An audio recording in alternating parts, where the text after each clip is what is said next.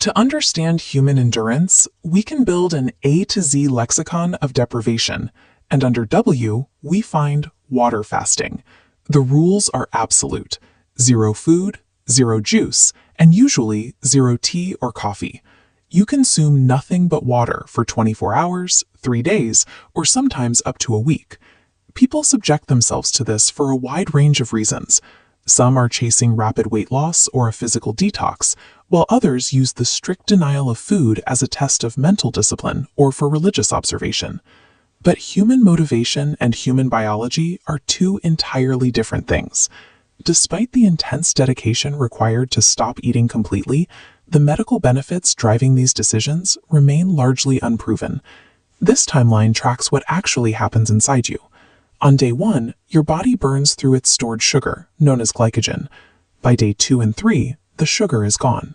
Your system realizes no food is coming, so it switches fuel sources and begins burning stored fat for energy, a metabolic state called ketosis. As the timeline stretches out, the scale drops rapidly. A one-day fast typically yields half a kilo to a full kilo of weight loss. Push that to 3 days, and the number jumps to 2 to 4 kilos. By day 7, you might see a drop of 4 to 7 kilos. But those top-line numbers are deceptive. When we fracture that total weight into its actual biological components, the reality is stark. The first 2 to 3 kilos you lose aren't fat at all. They are almost entirely water, followed by a concerning amount of muscle tissue. The actual fat loss is just a narrow sliver of the total. Consider a 90-kilogram person who fasts for 5 days.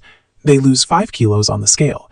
But because they've starved their system, the moment they eat again, they immediately regain 2 kilos of water weight.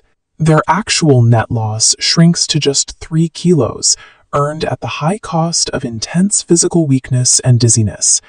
Advocates will point to secondary effects.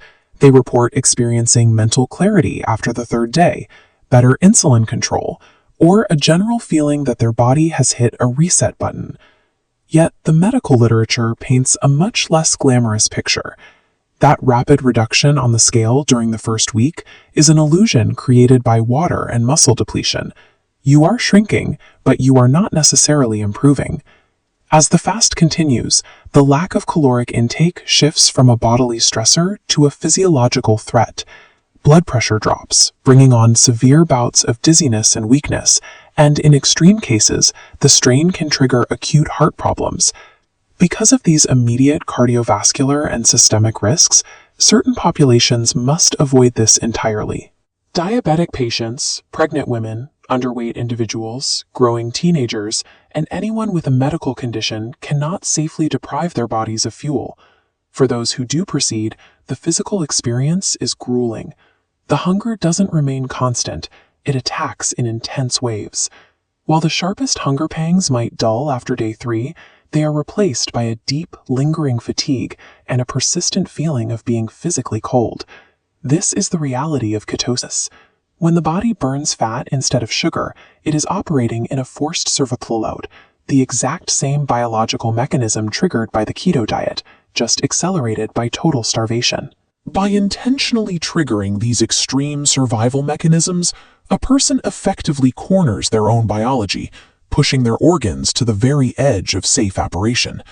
Once a person crosses the 3 to 5 day threshold, the practice completely loses its classification as a diet. It enters the territory of medical hazard. This schematic illustrates exactly why. Your body needs calories so desperately that it begins cannibalizing its own muscle mass. Muscle naturally burns calories, so as the geometric block of your muscle mass shrinks, your overall metabolism gauge drops with it. At the same time, the intake of essential vitamins, minerals, and proteins is exactly zero. Without these basic building blocks, the cellular structure simply cannot repair itself. The day-to-day existence of the faster deteriorates rapidly. Headaches become constant, sleep cycles break down, moods swing wildly, and the breath takes on a harsh chemical smell as the lungs expel excess ketones. If a person ignores these signals and pushes a fast past 7 to 10 days without medical supervision, the threat scales from tissue loss to direct, irreversible harm to the vital organs.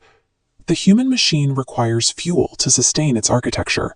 Removing that fuel doesn't purify the system, it actively dismantles its core structural integrity. The moment food is finally reintroduced, the starved body panics. It rapidly hoards and stores the incoming nutrients, pulling water right back into the tissues. This is the refeeding effect. Eating a heavy meal immediately can shock the digestive tract and cause serious medical complications. To safely wake up the stomach, a person must start with incredibly light foods, broths, small pieces of fruit, and thin soups, slowly ramping up over several days.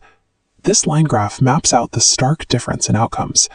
The fasting path is a sharp, jagged plummet, followed by an immediate, unstable rebound. Compare that to the second path, a smooth, continuous downward slope representing standard caloric deficit. That smooth slope tracks at just half a kilo to 1 kilo per week. It is slower, but it targets actual lipid stores rather than water and muscle. If you still intend to attempt a short-term fast, the safety parameters are rigid. Consume high volumes of water, avoid all heavy physical exertion, rest constantly, and break the fast the exact second you feel severely weak. Manipulating your biology at this speed creates a highly volatile internal environment, guaranteeing that any rapid physical changes will be fleeting. Water fasting provides a very convincing illusion on the scale, but it is not a permanent solution, and it is certainly not magic. When measured against a healthy diet, the extremes of fasting are significantly harder to maintain and carry far heavier physical risks. True, sustainable weight loss relies on a deeply boring but highly effective foundation, a balanced intake of food, a reduction in processed sugar, consistent physical movement, and adequate sleep. Your body is a complex mechanical engine. Hydration is vital, but water alone cannot rebuild torn tissue, balance hormones, or power the brain. It requires a vast spectrum of nutrients to operate. Fasting proves that the body can survive extreme deprivation, but survival is not health. Fast weight loss is rarely healthy weight loss, and slow, steady equilibrium remains the only scientifically sound path forward.